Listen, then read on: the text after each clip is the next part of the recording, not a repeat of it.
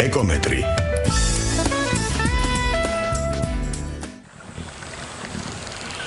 დედამიწაზე ტყის საერთო ფართობის 3 მილიარდ 400 მილიონ ჰექტარს შეადგენს. ყოველწლიურად დაახლოებით 12 მილიონი ჰექტარი ტყე ნადგურდება. ტყის გაჩეხვით ნადგურდება ენდემური ფლორა და ფაუნა.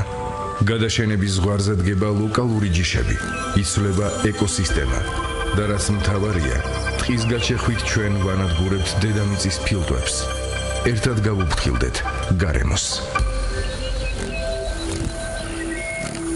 პროგრამა ეკომეტრი და ჟურნალისტი ბარბარე ბენაშვილი მოგესალმებით. ხარისხიანი საცხოვრებელი გარემო ხარისხიანი ცხოვრებისთვის და არა მარტო. ეკონომიკური თვალსაზრისითაც. რა არის ეს მოდელი, რომელსაც დღეს ესეთი ტერმინით მოვიხსენებთ, გამწვანება ეკონომიკური სარგებლის მიმართულებით. როგორ მუშაობს აი ეს მოდელი ამ შემთხვევაში, როგორ შეიძლება იმუშაოს დედაქალაქის შემთხვევაში, რეკრეაციულ ზონებში, დედაქალაქის ირგვლივ, მე მაგ მხედველობაში იგივე კოჯორი, წყნეთი, თემი, აი რაც ახლოს გვაქვს თბილისის გარშემო და არა მარტო, იმიტომ რომ საქართველოს ნებისმიერ ქვეყანაში, ნებისმიერ კუთხეში ისეთი ლანდშაფტი გვაქვს, ისეთი რელიეფი, ისეთი ნიადაგი, ისეთი მიკროკლიმატი, ისეთი ბიომრავალფეროვნება, ჩვენ შეგვიძლია ყველგან შევქნათ ასეთი დავარქვათ ენერგეტიკული ბაღები. ჩვენ არ დავარქვათ, ტერმინი არსებობს უკვე განვითარებულ ქვეყნებში ენერგეტიკული ბაღები. შეიძლება ჩვენი წინაპარი ამას ასეთი ტერმინით არ მოიხსენიებდა, მაგრამ აი წარმოიდგინეთ თქვენ პერიფერიასთან ყველას გვაქვს რაღაც დარჩენილი და ყველა მივდივართ იქეთკენ ხშირად, განსაკუთრებით ახლა ზაფხულში ამ გაგანია სიცხეში თბილის ჯობია გაერიდო, რომელსაც გამწვანების პოტენციალი ძალიან დაბალი აქვს და მწვანე საფარი შემცირებული აქვს. და აი ჩვენი წინაპარიც ასე აკეთებდა, იცით, მის ირგვლივ, მის ახლოს აკეთებდა, არ გავდა, აშენებდა ისე რომ ეს ყველაფერი ყოფილიყო არა მარტო იმით თვალსაზრისით, რომ ის მომედაგვება, ის გამძლე ყოფილიყო სახლი, აი ხედი როგორი ქონდა, იცით? მომგებიანი იყო თუ არა მისი ოჯახისთვის, ასე რგავდა, ასე აკეთებდა, ასე აშენებდა. მოდით გავიხსენოთ და რა მნიშვნელობა აქვს, რა არის ეს ენერგეტიკული ბაღები, ენერგეტიკული ხეები, რომელია ეს ენერგეტიკული ხეები, რა პოტენციალი გვაქვს ჩვენ და რატომ უნდა დავიწყოთ ამ მიმართულებით. იცით რა, ხანდახან გარემოს დაცვითი გადაცემა შეიძლება მეოცნებას გავდეს, გარემოს დამცველებს ეს აქვს, მაგრამ დამიჯერეთ იმაზე, რაზეც ჩვენ დღეს ვისაუბრებთ, მე ვიცი რომ თქვენც გაწუხებთ. იმიტომ რომ აი ხშირად დაურეკავს რადიომსმენელს და უთქვას სწრაფმზარდი ხეების გვითხარით ჯიშები. აი ჩვენ ვისაუბრებთ იმაზე, რომელი შეგიძლიათ გამოიყენოთ, რომელია სწრაფმზარდი, რომელი ქარსაფარისთვის გამოიყენოთ და რომელი გამოიყენოთ იმისთვის, რომ ჩვენ ტყე კი არ გავანადგუროთ. არამედ ჩვენს ეზოში ჩვენ სივრცეში ახლომახლოს გავაკეთოთ ისეთი რაღაცა, რომელიც შეგვიძლია გასათბობადაც კი გამოვიყენოთ. აი დღეს ამ თემაზე ვისაუბრებთ, გადაცემის სტუმარი გახლავთ, ახალგაზრდა სპეციალისტი, ლანდშაფტის არქიტექტორი გვანცა ხელაძე, იგი გახლავთ კომპანია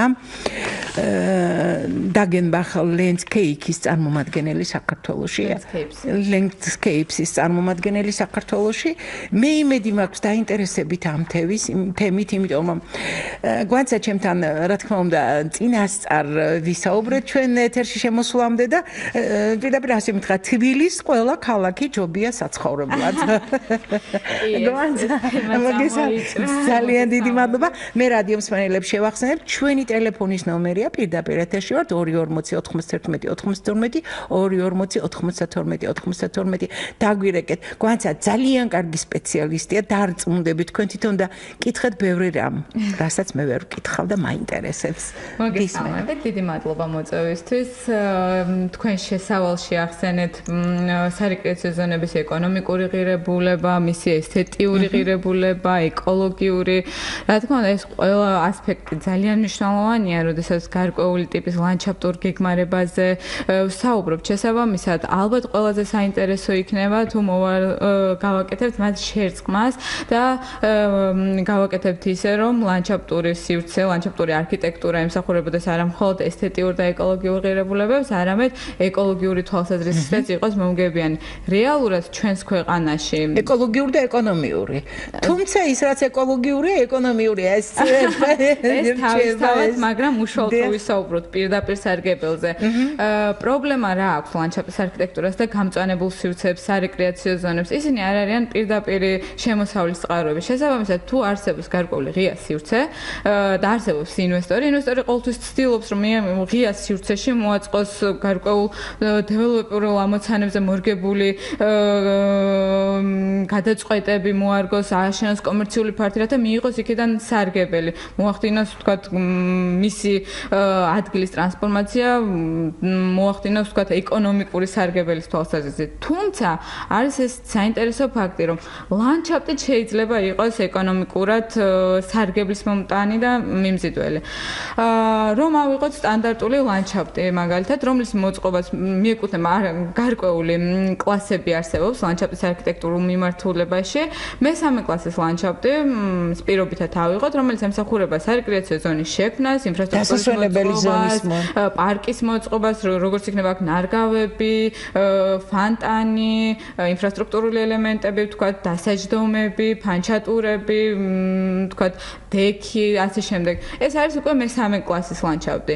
მსგავსი ლანდშაფტის შექმნა დაკავშირებულია საკმაოდ მაღალ დანახარჯებთან და შემდგომ მისი მოვლა პატრონობაც გარკვეულ ხარჯებთან არის დაკავშირებული. შესაბამისად, ვინაიდან მას პირდაპირ სარგებელი არ მოაქვს და დასაწყისში არის მხოლოდ გასავლის წყარო, ყოველთვის ერიდებიან სარეკრეაციო კულტურის თუ თქვათ არ დაუჭირა მხარი სახელმწიფო დონორებმა, ყოველთვის ცდილობენ, რომ სარეკრეაციო ზონის ნაცვლად გააკეთონ სხვა ტიპის თქვათ ზონას შეეცვალოს, თქვათ სხვა ტიპის მშენებლობა დაიწყონ და ასე შემდეგ. თქვენ ისაუბრეთ ენერგეტიკულ პარკზე, ჩვენ მას უწოდებთ დროში პროგრესირებად ლანდშაფტს, რომელიც შეიძლება გახდეს ერთგვარი ენერგეტიკული მასალის წყარო, ანუ პარკმა მოქცეს ენერგია. ამავდროულად ის იყოს სარეკრეაციო დასასვენებელი ზონა. ჩვენ ვისაუბრეთ, რომ სარეკრეაციო დასასვენებელი ზონის მოწყობა საკმაოდ მაღალ დანახარჯებთან არის დაკავშირებული. თუმცა თუ ჩვენ ამ პარკიდან ვნახავთ გარკვეულ სარგებელს, ის უკვე აღარ იქნება ხარჯებთან დაკავშირებული, პირიქით ის იქნება დაკავშირებული შემოსავლის წყაროსთან და გახდება სასარგებლო ჩვენი როგორც ეკონომიკური ამოცანებისთვის, ასევე ეკოლოგიური, ესთეტიური და ასე შემდეგ. თუმცა მსგავსი პარკის მოწყობისას არსებობს გარკვეული დებულებები, რომელიც აუცილებლად უნდა გავითვალისწინოთ. თუ ჩვენ გვინდა რომ პარკს ჰქონდეს გარკვეული ენერგეტიკული ღირებულება, უნდა გავითვალისწინოთ ეს ნარგავებში. ანუ უნდა დავდგათ შესაბამისად სწრაფად მზარდი ხეები, ბალახები და ასე შემდეგ. გვანცა, იცით რა, ჩვენ ცხოვრობთ უცნაურ ქვეყანაში, სადაც 7 კლიმატური ზონა, სადაც ლანდშაფტი ძალიან მრავალფეროვანია, სადაც ბევრი მდინარეა და წყალქვეშა ჰიდროლოგიური რეჟიმი არის ძალიან სხვადასხვანაირი, ხო? უდაბნოს სისტემებიც გვაქვს ეს ყველაფერი. ამიტომ ეს თავისებურება გასათვალისწინებელი იქნება ნებისმიერ შემთხვევაში. რა თქმა უნდა, გასათვალისწინებელი იქნება და სასარგებლოდ გასათვალისწინებელი, იმიტომ რომ სწორედ ეს ბიომრავალფეროვნება, სწორედ ეს კლიმატის მრავალფეროვნება და გეოგრაფიული კლიმატური პირობები გვაძლევს იმის საშუალებას, რომ მოეწყოს მსგავსი პარკები და მსგავსმა პარკებმა წარმატებულად შეძლონ თავის შენახვა, სარგებლის მოცემა და იმ მიზანს ემსახურონ სათანადოდ რა მიზნისთვისაც გვინდა ჩვენ რომ შევქმნათ ეს პარკები. შესაბამისად, სწორედ ეს გეოგრაფია და კლიმატი გვაძლევს იმის საშუალებას, რომ ჩვენ უფრო ამბიციური ამოცანები დავისახოთ და შემდგომ გადავწყვეტოთ ეს ამბიციური ამოცანები. შესაბამისად, აუცილებელია, ანუ ჩვენ ვისაუბრეთ ამაზე ჩვენი შეხვედრის დროსაც, სანამ ეთერში შემოვიდოთ, აუცილებელია სწორად მოხდეს მცენარეების, ნარგავების შერჩევა, რათა არ მოხდეს, ვთქვათ, გარკვეული დაბრკოლებები პარკის ზრდის პროცესში. შესაბამისად, აუცილებელია წინასწარ იყოს ეს ლანდშაფტის არქიტექტორის მიერ დაგეგმილი შეუძლებელია მსგავსი პარკების, ვთქვათ, ერთი შაბლონის გაკეთება და მისი გავრცელება საქართველოს სხვადასხვა ქალაქებზე. იგივე ამ პრინციპით მიზეზის გამო რადგან გვაქვს გეოგრაფიული მრავალფეროვნება, კლიმატის მრავალფეროვნება. შესაბამისად არსებობს გარკვეული მცენარეები, რომლებიც სასურველია და უკეთესად გაიხარებს დასავლეთ საქართველოში, შესაბამისად ენერგიასაც, ვთქვათ, უფრო მეტი რაოდენობით მოგცემს და არსებობს მცენარეები, რომლებიც აღმოსავლეთ საქართველოსთვის არის განკუთვნილი. მოყვეთ დარიალის ხეობიდან დავიწყოთ. ყაზბეგის ტერიტორია ეს რომელიც დღეს მოიაზრება როგორც ინტენსიური ტურისტული ზონა დატვირთვის, მოგეხსენებათ კი ტყის მასივები არ არის, ხო? სამწუხაროდ მოსახლეობა ტრადიციულად წიდით თვებოდა ადრე და ახლა უკვე რაღაც კომუნისტურ პერიოდში ხო, იქ სხვანაირია. აი დავუშვათ ჩვენ გვინდა იქ ძალიან ბევრია საოჯახო სასტუმრო და გვინდა მოვაწყოთ და მე ვნახე არის ყაზბეგში. აი როგორი ბაღის მოწყობა ჯობია რა პრინციპით? მოდით აქ დამოყოთ. მე გადავიდეთ სვანეთისკენ და წამოვიდეთ ასე. კი ბატონო, თუ ავიღებთ მოდით მხოლოდ ყაზბეგის ზონები ავიღოთ. განვიხილოთ ალპური ზონები.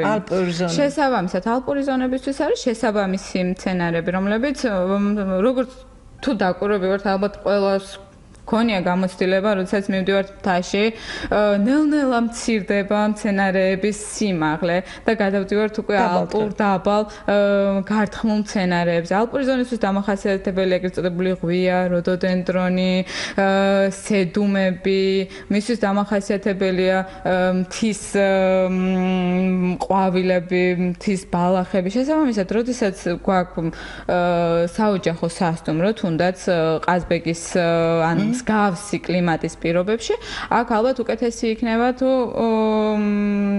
გავაკეთებთ ორიენტაციას მსგავს სცენარებზე, რომლებიც ამ კლიმატისთვის შესაბამისია, უკეთესად ხარობს, თუმცა ენერგეტიკული პარკის მოწყობა შეიძლება ცოტა გაგვიჭირდეს ალპური ზონის პირობებში, აქ სხვა გადაწყვეტები ჯობდეს იმ ამოცანების გადასაჭრელად. შესაბამისად, ამიტომაც ვახსენე, ძალიან დიდი მნიშვნელობა აქვს წინასწარ გეგმარებას, გეოგრაფიულ ლანდშაფტური პირობების გააზრებას, სანამ ჩვენ გარკვეულ გადაწყვეტებს მივიღებთ და გარკვეულ ამოცანებს შევასრულებთ. შესაბამისად, თუ თქვათ ალპურ ზონაში ჩვენ გვაქვს ძალიან დიდი რაოდენობით როდოდენდრონი, დიდი რაოდენობით ღვია, სედუმები, ჩვენ გვაქვს მაგალითად სუბტროპიკული ზონა, ეს ძალიან ესე მათ ცოტა პარალელური მასში გადმოვედი. კი ბატონო. სუბტროპიკულ ზონაში ჩვენ თითქმის ყველაფრის გაზრდა შეგვიძლია, თითქმის. მე არ ვეხები ტროპიკულ მცენარეებს, რომელიც მხოლოდ ტროპიკებში იზრდება და მთელი 12 თვის განმავლობაში მაღალი ტემპერატურა ჭირდება. თუმცა ჩვენ დიდი წარმატებით შეგვიძლია გავზარდოთ ციტრუსები ჩვენი ქვეყნის მასშტაბით.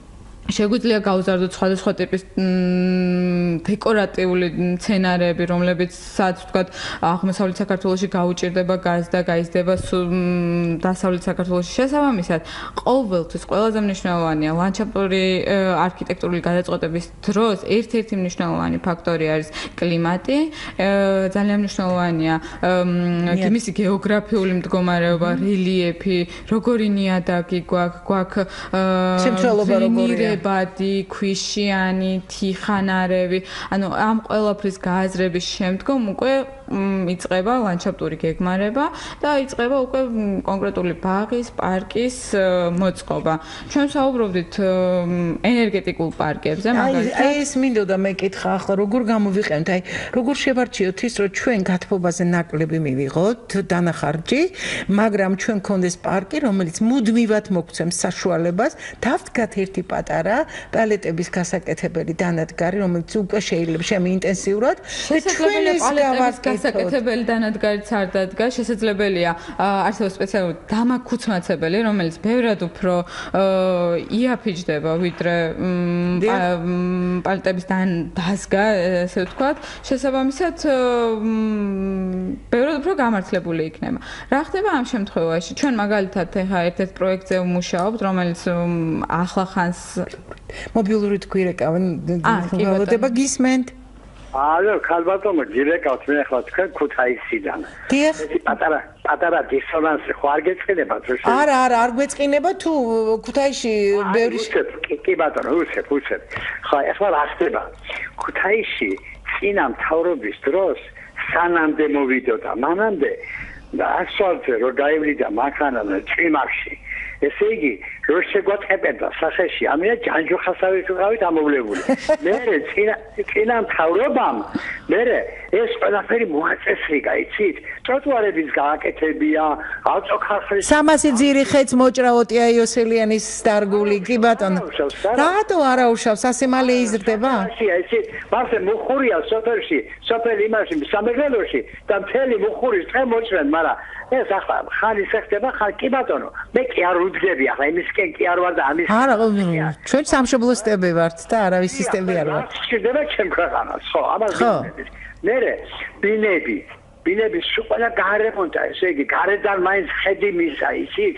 მერე ბაღი და პარკი რა დღეში გაქვთ თქვენ ქუთაისში მან? ახლა დავუკვირდით, ახლა განუკითხაობა. ესე ქუთაისი დაემსგავსა უკანასკნელ სოფელს. სოფელი, გლახა გაგებით არ გამიგოთ.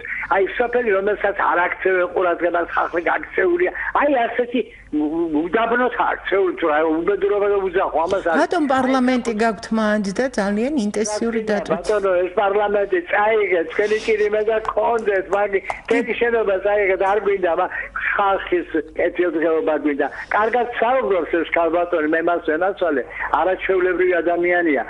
ქვეყნის ზრუნავს ზუსტად უნდა ვიზრუნდე. მე მიტო გელაპარაკებით, არა, მე კერძო ინტერესი არაფერი არ. კი ბატონო, გისმენთ, დიდი მადლობა დაგვე. კი ბატონო, ძალიან დიდი მადლობა. ეს ხოთ შორის მე ეს მსმენელი ჩემთვის მოულოდნელი იყო, ნაცნობი ხმა არ გახლდათ. იცით რა, საოცრება, ჩვენი წინაპრები, იგივე სამეფო ბაღი, ბოტანიკური ბაღი, იგივე ჭავჭავაძის ბაღი, გვანცა, მე მგონი თქვენ უფრო იცით. იქ სარგებლის გათვალისწინებით კეთდებოდა, იცით? არც ერთი ბაღი არ კეთდება, მე მგონი ბოტანიკურიც და არც ერთი ვერსალიც კი არ არის და პეტერგოფი გაკეთებული. ის არის მომგებიანი, იმიტომ რომ ეს ისეთი ჰარმონიაა ბიომრავალფეროვნების, აგრობიომრავალფეროვნებას შორის და სადეკორატიულ ხელოვნებას შორის, რომ მიორიც უნდა დათესო, კომბოსტოც უნდა დათესო. ხო, შორის ძალიან საინტერესო მიმართულება. ინგლისურად ეს ქართულად როგორც ესეთი ტერმინი არ არსებობს, ინგლისურად თქვა edible gardens. ანუ ქართულად რო განმარტოთ, ეს ნიშნავს ბაღი, რომელიც იძლევა სარგებელს. ანუ ამ შემთხვევაში არ მაქვს საუბარი მე როგორც ენერგეტიკულ სარგებელზე, ამ შემთხვევაში საუბარი მაქვს როგორც თქვათ მოსამზადებლად გამოყენება, იგივე თქვათ ხილი, ბოსტნეული, საკმაოდ საინტერესო პროექტები არსებობს, საკმაოდ საინტერესო მაგალითები არსებობს ამის, თუ როგორ შეიძლება თუნდაც ამ კომბოსტოს, სტაფილოს, სხვადასხვა ტიპის მწვანილების გამოყენებით, როგორ შეიძლება როგორ შეიძლება სასიამოვნო ესთეტიური დიზაინის მიღება ბაღში. სასიამოვნო და სასარგებლო, იმიტომ შენ შეგიძლია შენი მეურნეობა, შენი საოჯახო სასტონო ბიოპროდუქციით მოამარაგო, თქვენ გესმით და ეს ნარჩენი გამოიყენო მერე გასათბობად. ეს არის ენერგეტიკული. როგორ უდგებიან ამ საკითხს, იცით? ორი მსმენელი ველოდება, გვანცა, ერთი წუთით გისმენთ. ალო. დიახ. გამარჯობა. იცით? ჟურნალისტის მოვალეობა არ არის ის, რასაც თქვენ წამყვანი მყავს. მე. თქვენ ალბათ. იცით რა შეა საქმე? ეს უბრალოდ ძალიან უხერხული ადამიანს არ ამტავრებინებს. მოსაზრებას და შემდგომ კიდევ, როდესაც მოწვეული ყავთ სპეციალისტი, ალაპარაკეთ ის და თქვენ ნუ ეჭრებით იმდენად, რამდენადაც თქვენ არ ახართ პროფესიონალი, არც ჟურნალისტი და არც სპეციალისტი. მადლობა. კიდევ ერთი მსმენელი შემოვიყვანოთ, დიდი მადლობა შენიშვნისთვის ვიღებ. მივესალმებით თქვენ სტუმარს და თქვენს მსმენელებს. მე ესეთი შეკითხვა მინდა დავუსვა. კარგი თემაა, რომ ლანდშაფტების მოწყობა და ლანდშაფტური ბაღების მოწყობა, მაგრამ თუ ყავს ლანდშაფტური დიზაინის სპეციალისტები საქართველოში და ამაზე თუ ფიქრობს განათლების სამინისტრო, მე ქობულეთის კოლეჯის ხელმძღვანელობას მინდა მადლობა გადაუხადო, ასეთი არის ახალი საზოგადოებრივი კოლეჯი ახალი, რომელშიც დაიგეგმა ლანდშაფტური დიზაინის პროფესია და ასეთი მე საქართველოში ჯერ ასად არ გამიგონია და იქნება ჯერ ვასწავლოთ ხალხს როგორ და გამგეგმოთ და შემდეგ ვილაპარაკოთ მოწყობას თორემ მე დარწმუნებული ვარ საქართველოში ამისთან სპეციალისტები შეიძლება ეს ერთი იყოს ჩვენი სტუმარი და რამოდენიმე კიდე და ეს თუ არ ვასწავლეთ ჯერ ამაზე ლაპარაკი ალბათ უფრო ნაადრევია ვიდრე განათლების სამინისტრო იმაზე ფიქრობს რომ შეიქმნას ესეთი პროფესიული სასწავლებლები და ესეთი პროფესიები ყველგან საქართველოს მასშტაბით. დიდი მადლობა. ძალიან საინტერესო აქცენტი გააკეთა ჩვენმა მსმენელმა. ეს არის ალბათ ის საკითხი, რომელიც მე არ ვარ მარტო, მე არ ვარ ერთადერთი ლანდშაფტის არქიტექტორი საქართველოში, მყავს კოლეგები და საკმაოდ გამოცდილი პროფესიონალი ადამიანები, თუმცა რაოდენობა ლანდშაფტის არქიტექტორების არის საკმაოდ ცოტა. და სწორედ აი ეს პრობლემა განაპირობებს მათ მცირე რიცხვს, რაც ჩვენმა მსმენელმა გაამახვილა ყურადღება. სამწუხაროდ, როგორც ესეთი უნივერსიტეტში ლანდშაფტის არქიტექტურის ფაკულტეტი სამწუხაროდ არ არსებობს. არსებობს მიმართულება საქართველოს ტექნიკურ უნივერსიტეტში, არის არქიტექტურის ურბანისტიკის და დიზაინის ფაკულტეტი და არის მიმართულება ლანდშაფტის არქიტექტურა. ყავს ხელმძღვანელი საკმაოდ გამოცდილი ბატონი თენგიზ მახარაშვილი, რომელიც საკმაოდ ყველაფერს აკეთებს იმისთვის, რომ ეს სტუდენტებს გაუზიაროს თავისი გამოცდილება. კი ბატონო. თუმცა სხვა მიმართულებით, როგორც ესეთი აკრედიტირებული უმაღლესი სასწავლებლები, სამწუხაროდ ჯერ არ არსებობს. ალბათ უნდა იფიქროს. ამას კონკრეტულად 1 და 2 ადამიანი ვერ გააკეთებს. ეს უნდა იყოს უფრო სისტემური ისეთი გადაწყვეტა, რომ მოხდეს მსგავსი პროგრამის შემუშავება, რა არ არის სახელმძღვანელოები არსებობს. მოდული არ არსებობს, უნდა დაიწეროს პირველ რიგში მოდული, უნდა დაიწეროს შესაბამისი სილაბუსი, უნდა არსებობდნენ შესაბამისი სპეციალისტები, ვინც უზრუნველყოფენ ლექციების ჩატარებას. სწორედ აი ამ პრობლემებს, თუმცა იმედი მაქვს, რომ მომავალში ალბათ მოთხოვნა იქნება. გაჩნდება მოთხოვნა. სწორედ ეს პრობლემა, რაზეც ჩვენ საუბრობდით, რადგან ლანდშაფტი პირდაპირ სარგებელს არ იძლევა.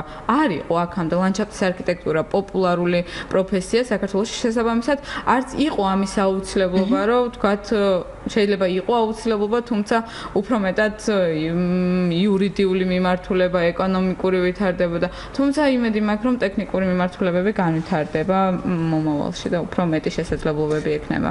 და ჩვენ მინდა დაუბრუნდეთ ეკონომიკურ სარგებლიან ბაღებს და პარკებს.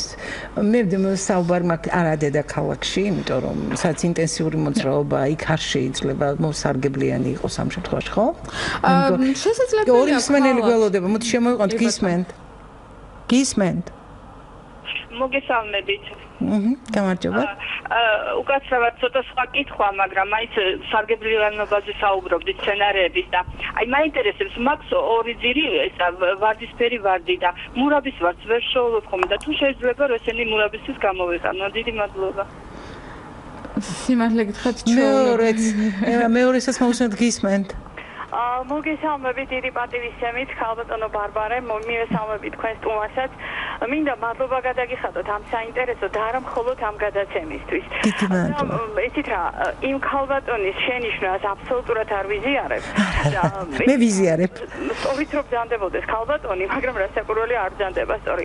ასე უტაქტოთ ეთერში გამოსვლა. ნამდვილად არ შეიძლება. დიდი მადლობა ერთხელ კიდევ. ჟურნალისტები ყველაფერს ვიტანთ, თუმცა იცით რა, მე იმდენად მაინტერესებს ეს თემა, რაც მიმყავს, მე ისე მიყვარს, რომ ხანდახან ემოციას თქვენ მსმენელი ხართ, იცით და მე ამ თემებით ვარ აღტაცებული და მე მინდა ეს თქვენზეც გადმოვიდეს და ვერ ფარავ ეთყობა. თან ძალიან ბევრს ვკითხულობ ნებისმიერი თემის ირგვლივ და ხო დიალოგის რეჟიმში ვსაუბრობ. თან ჩვენ დიალოგის რეჟიმში ყველა მოსაზრებას ვიზიარებ.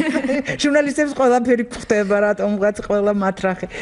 და გავაგრძელოთ აი ეს ეკონომიკურ სარგებელზე მინდა გვანცა და რა მცენარეები შეიძლება იყოს. აი რეგიონალურ პატარა ქალაქებში მაგალითად.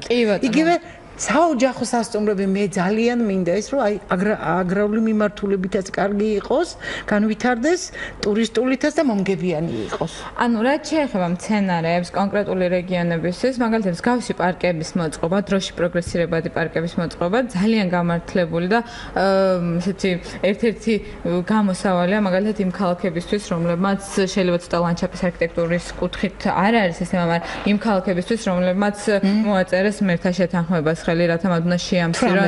ხო. ანუ 2020 წლის უნდა შეამცირონ ეს ემისიები. შესაბამისად, თუ ჩვენ სასიამოვნოს შევთავსებთ სასარგებლოს, ეს ხომ გამოდის ყველაზე საუკეთესო გადაწყვეტა. ანუ ამის ერთ-ერთი მაგალითია, მაგალითად, ახალციხეში არის ესეთი მიმდინარე არ არის ჯერ პროექტირების პროცესი, თუმცა არის იდეა და არის რეალური საშუალებები ამისთვის, რომ მოეწყოთ ზუსტად აი ამ ტიპის პარკი, რასაც ქვია დროში პროგრესირებადი ლანდშაფტი.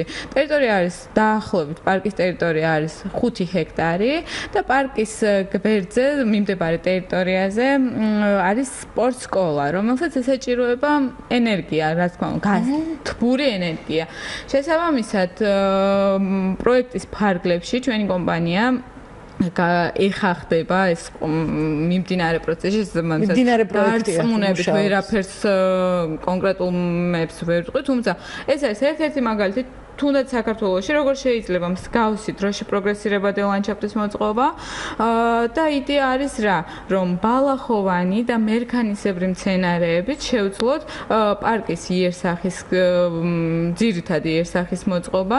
შესაბამისად, პარკში მოეწყობა ინფრასტრუქტურული ელემენტები, ანუ ეს იქნება ჩვეულებრივი სტანდარტული დასასვენებელი პარკი, თუმცა ამავდროულად პარკიდან მიღებული მოსავალი, ეგრეთ წოდებული ბიომასის მოსავალი, მყარი ბიომასის მოსავალი სრულიად ფოთლები, ანასხლავი, როგორც მისკანტუსი მაგალითად, მისკანტუსი ყოველწლიურად ჩვენ შეგვიძლია მრავალწლიანი ბალახია, მრავალწლიანი მცენარის აქვს ეს ფუნქცია, რომ წლიდან წლამდე ფესვი უვითარდება და უფრო დიდი ხდება. შესაბამისად, ჩვენ რადიოს მენელებს რომ მივანიშნოთ, ცუდია რომ ვერ ხედავთ ეს რაღაც ვერცხლის ბალახს უწოდებენ ქართულად, თორსები ძალიან გავრცელებული მცენარეა. დასავლეთ საქართველოში, აღმოსავლეთში ხმარობს. დინარის ნაპირებზე, ტბის ნაპირებზეც გვხვდება. სამეგრელოში რომ მივდივართ, სამეგრელოს ეზოში თითქმის ყველა მოსახლეს აქვს. ანუ იმდენად როგორ შეგვიძლია ამის ლამაზი მცენარეა, რომ ძალიან მარტივი მრავლდება გაყოფით, როგორც ბალახოვანი მცენარეები. ანუ შეგვიძლია ჩვენ ეს ერთი ძირი გავყოთ და მომავალ წელს იგი შეიძლება იმაზე დიდი იყოს, ვიდრე ჩვენ ვიდრე ძირითადი მცენარე, რომლიდანაც მოხდა მისი გამრავლება. და როგორ შეიძლება მისი ენერგეტიკული მიზნით გამოყენება, გვანცა? მისი ანასხლავს ვერ იტყვი ბალახია. ბალახია ანაჭრელი, მთლიანად, რაც მიწის ზევით არის, ვტოვებთ მხოლოდ ფესვებს, რათა განვითარდეს და შემდეგ წელს უფრო დიდი გაიზარდოს. მისი ანაჭრელი შესაძლებელია დაქუცმაცდეს, როგორც ვისაუბრეთ, სპეციალური დამაქუცმაცებლის საშუალებით და უკვე გამოვიყენ. ანუ დაქუცმაცებული ბევრად უფრო მარტივია შესანახად თავისი მოცულობიდან გამომდინარე და ჩვეულებრივად გამოიყენება როგორც მყარი ბიომასა. ანუ ბიომასა არსებობს თხევადი, ამაზე ალბათ მე არ ვიქნები კომპეტენტური რომ ვისაუბრო, უბრალოდ კონკრეტული შემთხვევა და კონკრეტული მცენარე გამოიყენება როგორც დაქუცმაცებული სახით, როგორც მყარი ბიომასა. შესაბამისად, თუ ვთქვათ და რადგან ვიცით რომ ბალახოვანი მცენარე პირველ მეორე წელს უკვე გვაძლევს შედეგს, იზრდება და საკმაოდ ინვაზიურია, იგი სწრაფად იზრდება, გამძლეა, კლიმატურ პირობებს უძლებს. შესაბამისად, თუ ჩვენ ორიენტირს გავაკეთებთ ესე, გვაქვს სარეკრეაციო ზონა, პარკი და გვჭირდება ბიომასა. ბაღი უბრალოდ, სადაც სახლი, აი, საოჯახო სასტუმრო გვინდა მოვაწყოთ. ამ შემთხვევაში მე რადგან ამ პროექტზე დავიწყე საუბარი, პროექტიდან ვეკავაგრძელე შესაბამისად. ანუ პირველი 2-3 წელი ჩვენ შეგვიძლია ბალახოვანი მცენარეები გამოვიყენოთ ბიომასად. თუმცა პირველივე წელს ჩვენ გვექნება დარგული იგივე ტირიფი, რომელიც სწრაფად მზარდია, არყის ხეები, რომელიც დეკორატიულად ძალიან მიმზიდველია და თან ამავდროულად კარგი ბიომასისთვის მისაღები მცენარეა, ვინაიდან სწრაფად იზრდება, დიდი რაოდენობით ბიომასას გვაძლევს და რა ხდება ჩვენ თან CO2 შეწყობის დიდი პოტენციალი აქვს და ჟანგბადის საშუალო მცენარე რომ ავიღოთ ერთის დასრული მცენარე მდინარის მაგალითზე რომ განვიხილოთ, იგი თავისი სიცოცხლის განმავლობაში დაახლოებით 5-ჯერ მეტ ჟანგბადს გამოყოფს, ვიდრე იგი შთანთქავს ნახშირო ჟანგს. შესაბამისად, ჩვენ უკვე წარმოგვიდგენია მსგავსი პარკის მასშტაბი, რადონის ჟანგბადი შეიძლება მოგცეს და როგორ მარტივად დააკომპენსირებს იმ ნახშირო ჟანგს, რომელსაც თვითონ გამოყოფს წვის პროცესში. შესაბამისად, საუბრობდი, ანუ პირველი 2-3 წელი ჩვენ შეგვიძლია მხოლოდ ბალახოვან მცენარეებზე ავიღოთ ორიენტირი და ბიომასად გამოვიყენოთ ბალახოვანი მცენარეები. მე-4-მე-5 წელს უკვე ჩვენ გვექნება ხეების რაოდენობა ისეთი, რომ მისი ანასხლავით, მისი მყარი მასალით ჩვენ შეგვეძლება დავაქუცმაცოთ და გამოვიყენოთ ბიომასად. ანუ ამიტომაც ქვია მსგავს პარკებს დროში პროგრესირებადი პარკები. ანუ ჩვენ ყოველ წელს ვიღებთ სხვადასხვა სურათს და ამავდროულად ჩვენ ვიღებთ ესთეტიურად სხვადასხვა სურათს. ჩვენ ვიღებთ ეკოლოგიურად სუფთა გარემოს და ჩვენ ამავდროულად ვიღებთ ეკონომიკურ სარგებელს ენერგიის სახით და რა თქმა უნდა ძალიან დიდ დანაზვას, რადგან ჩვენ არ დაგვჭირდება ბუნებრივი აირი. საკვების სახით კი რა თქმა. საკვების სახით რომ ნებისმიერ ეს მცენარე რაც თქვენ ჩამოთვალთ, იგივე ტირიფი არის. ეს ყველაფერი ამის ქვეშ შეიძლება დავრგოთ უამრავი რაღაც. კი, რომელიც ერთწლიანი აგროკულტურა, ნიორით, ის ყველაფერი და სხვათა შორის აი ეს მიმდინარეობა საოჯახო ტურიზმი, სოფლის საოჯახო ტურიზმი, სადაც ოჯახებით ჩამოდიან ისრაელმა დაიწყო ეს, ხო? ეს მიმდინარეობა და საქართველოშიც კეთდება სხვათა შორის ერთ-ერთს აქვს არის უკვე ასეთი რაღაცა.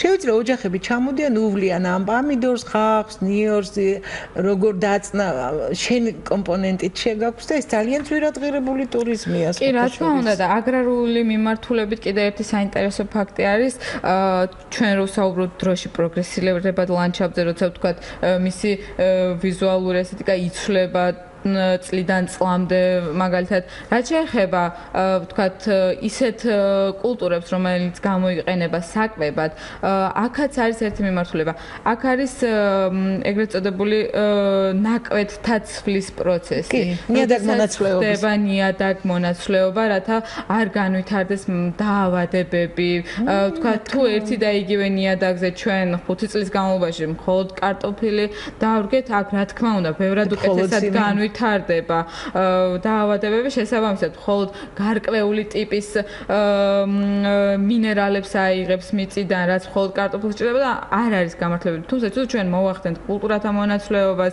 პარკოსნების ვთქვათ ერთ წელს ერთ ნაკვეთზე პარკოსნებს დავრგავთ მეორე წელს ვთქვათ ბოლქოვან კულტურებს რომელიც მიწის ქვეშ იზრდება შესაბამისად რა ხდება აქ ხდება მინერალების რაციონალური გამოყენება რომელიც ნიადაგში არსებობს რომელსაც ნიადაგი იღებს წვიმიდან ან ბუნებრივად იღებს და მცენარიდანაც ბიომასიდან ხო რა თქმა უნდა და ასევე ხდება დაავადებების უკეთესი კონტროლი შესაბამისად სწორედ იქ მივდივართ თუნდაც დაავადებების კონტროლი შესაძლებელია პესტიციდების გარეშე შესაძლებელია ყოველგვარი ქიმიური მინარევების გარეშე აქედან გამომდინარე თუ მეგობარი მცენარეების თემა კარგად გავმართეთ ჩვენ და სწორი მიმართულებით წავიყვანეთ საკმაოდ მარტივად შევძლებთ ეკოლოგიური გარემოს შექმნას როგორც ქალაქში ასევე ქალაქგარეთ სასოფლო-სამეურნეო ნაკვეთებზე უბრალოდ საჭიროა სწორი მიდგომა და სწორი მენეჯმენტი ესე ვთქვათ ამ სისტემის რა თქმა უნდა და გვანცა იცით რა მაინტერესებს აი ჩვენ ვსაუბრობთ ბიოჯებირებზე ჩვენ ვთქვით რომ ბევრი კულტურა განსაკუთრებით ჩვენ ჭარბტენიანი ტერიტორია ბევრი გვაქვს ისიც და მდინარე ბევრი გვაქვს წყალმოვარდნები მოგეხსენებათ კლიმატის ცვლილება და აბსოლუტურად არაპროგნოზირებადი ამინდებია ახლა და არა მარტო საქართველოში მთელ მსოფლიოში ასეთი პროცესები ვითარდება და საინტერესოა აი როგორ უნდა გაკეთდეს ჩვენს პატარა მდინარეებზე ბიოჯებირები რას ნიშნავს ეს აი ზუსტად ეს იმ პარკის ნაშალიდან არის ალბათ მოდით სვენელ შემოვიყვანოთ ამ თემაზე გავაგრძელოთ საუბარი გისმენთ ალო დიახ ხალბატონო ბარბარე დიახ მე შეკითხვა მაქვს რა კი ბატონო თქვენს საუბართან არ არის უშუალო კავშირი მაგრამ უნივერსიტეტში იყო ერთი უდიდესი გეოგრაფი ბენაშვილი ანდრია ბენაშვილი გეოდეზისტი მათემატიკის ფუძემდებელი ანდრია ბენაშვილი, რომლის სურათიც დიდი სურათი კიდეა უნივერსიტეტში. დიახ. არი გახდათ სამწუხაროდ მოგვარე ვარ მხოლოდ ვერ ვიამაყებ იმით რომ ჩემი დიდი პაპა იყო. მაგრამ მამაყობ იმით რომ მის გვარს ვატარებ. დიდი მადლობა მისი გახსენებისთვის. კი ბატონო, ანუ მდინარის ბიოლოგიურ ჯებირებზე საუბრობდით. აი როგორ შეიძლება გაკეთდეს? ძალიან მარტივად ბიომასალის გამოყენებით. ეს არის ყველაფერი გათვლის, ესე ვთქვათ, მე რომ გითხრათ თქვენ რომ აი იცით რა არის პამპასის ბალახი დარგეთ მდინარის სანაპიროზე და თქვენ მიიღებთ ბიოჯებრს, ეს არ იქნება სწორი. აქ ხდება უკვე დათვლები, ვთქვათ, მისი ანუ გამოთვლა რა რაოდენობის წყალი შეიძლება მოვარდეს, რა ტიპის ნიადაგია მიმდებარე ტერიტორიაზე. შესაბამისად, მცენარეს აქვს უნარი, თუნდაც მეწყერისგან დასაცავენ. იდეა რა არის, რომ მცენარის ფესვები იცავენ ეროზიულ პროცესებს, შესაბამისად, ძალიან კონკრეტული ადგილებისთვის შესაბამისი ადეკვატური მცენარეების გამოყენებით ჩვენ ბეტონის ნაცვლად შეგვიძლია მივიღოთ ბიოჯებირები, რომელიც იქნება ეკოლოგიური, თუნდაც იმ ნახშირორჟანგის მიმართულებით და ჟანგბადის გამოყოფის მიმართულებით და პლუს მომიმსახურება იმ ფუნქციას, რა ფუნქციითაც ჩვენ მოვაწყობთ, მას ანუ მისი ფესვების საშუალებით მოხდება ეროზიული პროცესების შეჩერება და ნიადაგის გამაგრება. მსმენელია განცა გისმენთ. უკაცრავად ერთი შეკითხვა, ქობულეთში გვაქვს პატარა კერძო სასტუმრო და ეზოში თუ შეიძლება ეს ბალახი გამოვიყენოთ, აი ვერ გავიგეთ სახელი. მის კანტუსი ვერცხლის ბალახი თუ არ ვწდები ქართულად ესე ქვია.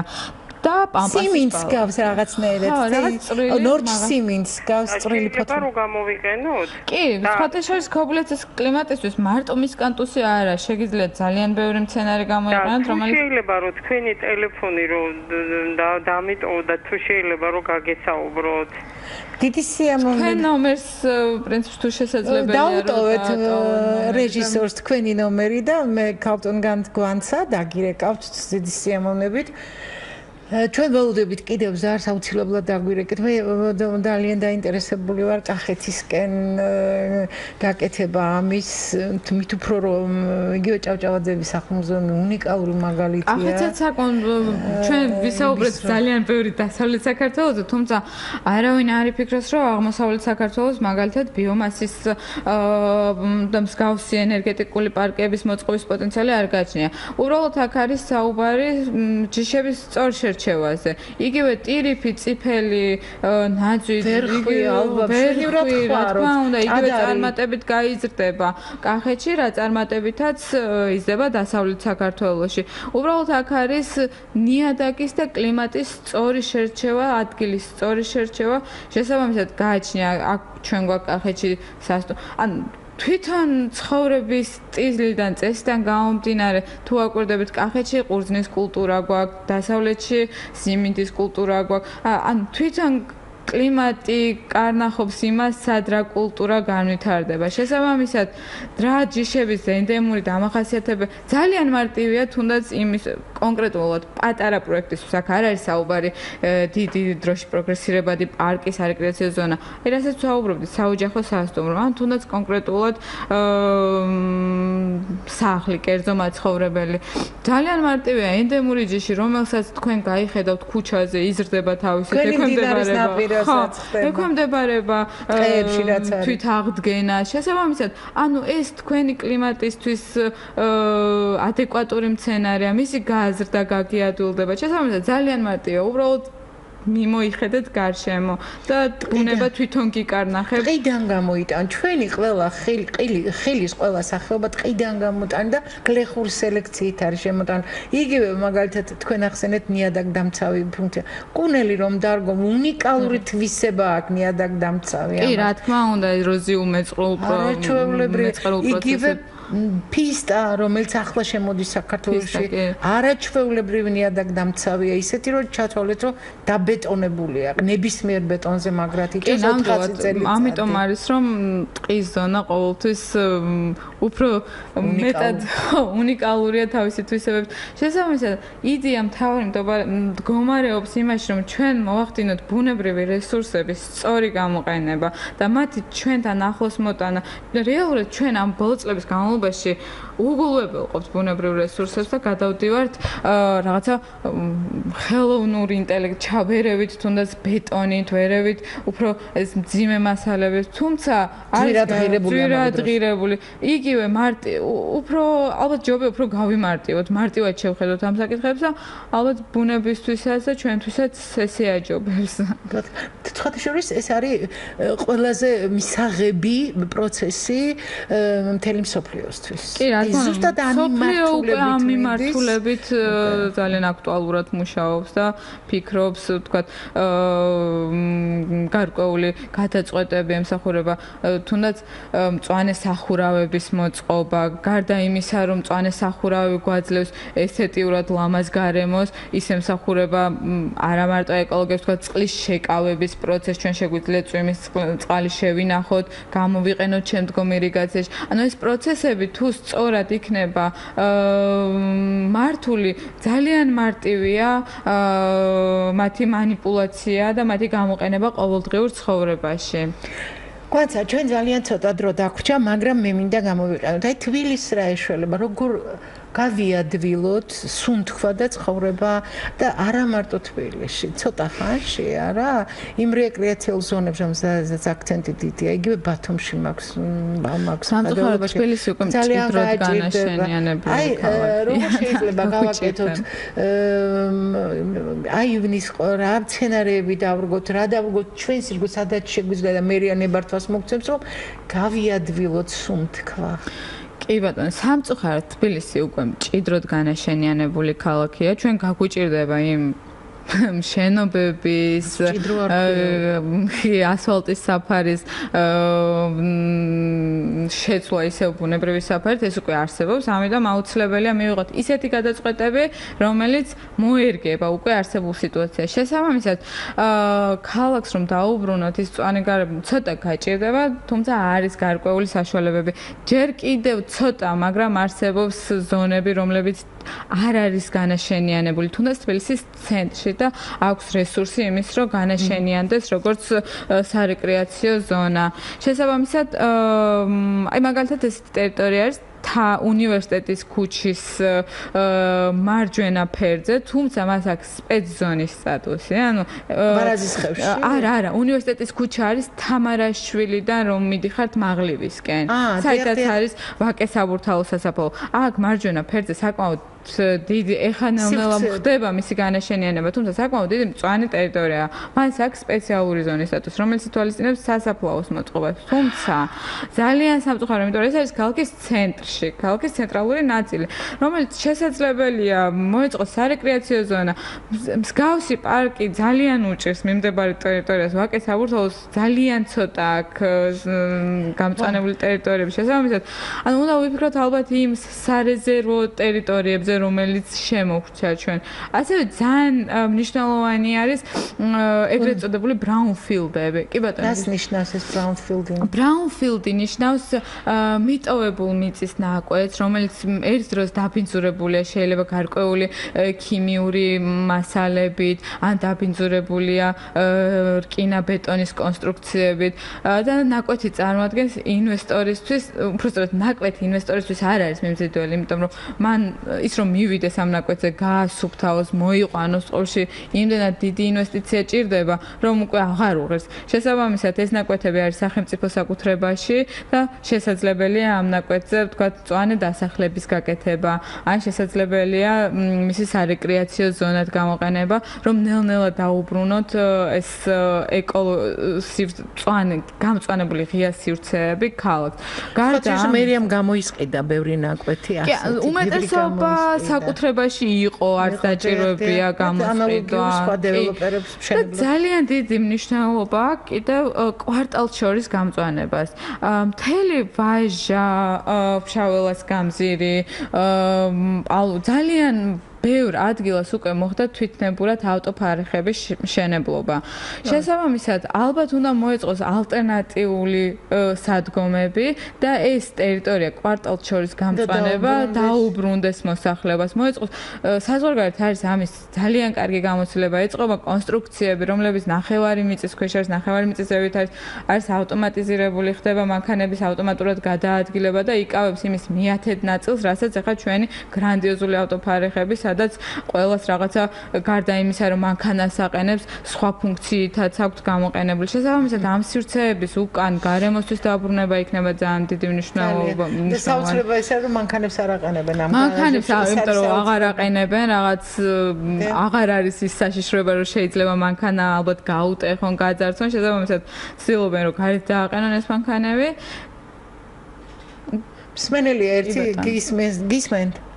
გამარჯობათ, ქალბატონო ბარბარე. ძალიან ხშირად აქვს ამ თემაზე გადაცემა და გაწუხებთ ხოლმე და ეხლაც მინდა ქალბატონ სტუმარს მივესალმო ჯერ და მე ეს შეკითხვა დაუსვა.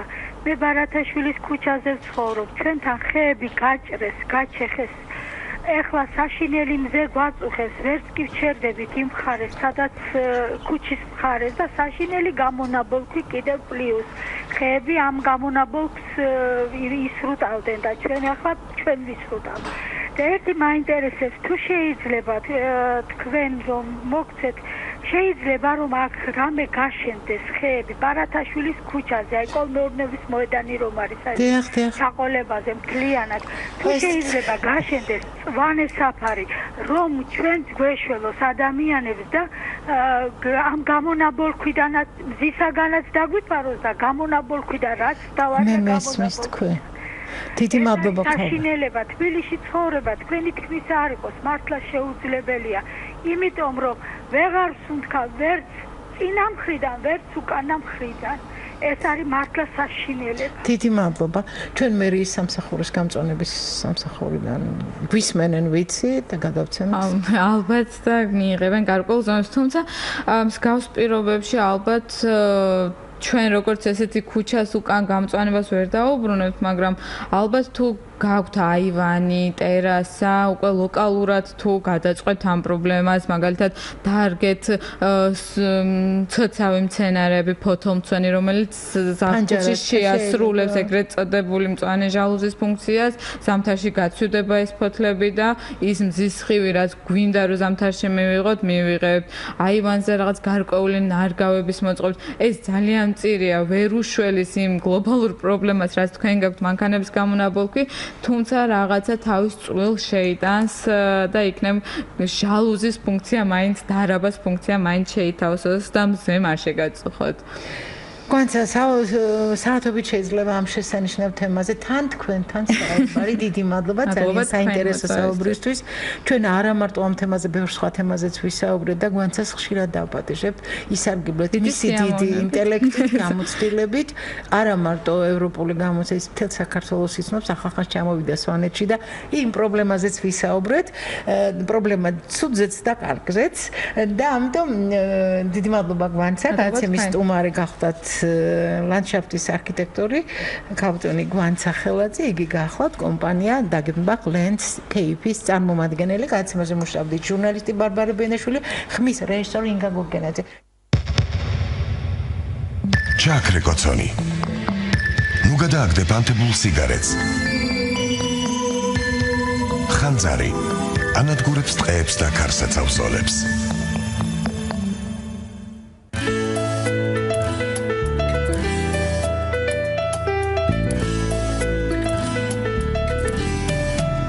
ეკომეტრი